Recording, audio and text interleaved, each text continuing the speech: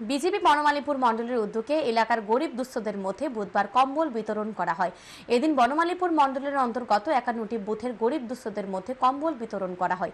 BJP Banamalipur মণ্ডল কার্যালয়ে এক অনুষ্ঠানের মধ্য দিয়ে কম্বল বিতরণ করা হয়। উপস্থিত ছিলেন মণ্ডল সভাপতি সহ অন্যান্য কার্যকর্তারা। বিজেপি 9 বনমালীপুর মণ্ডলের সভাপতি জানান, এলাকার যে সকল দুস্থ পরিবার এই শীতের মধ্যে কষ্ট পাচ্ছে তাদের হাতে এদিন কম্বল বিতরণ করা হয়েছে। এদিন 51 জনের হাতে কম্বল তুলে দেওয়া হয়েছে। বনমালীপুর মণ্ডল এলাকার যদিও আরো দুস্থ লোক থেকে থাকে তাদের হাতেও কম্বল তুলে দেবে।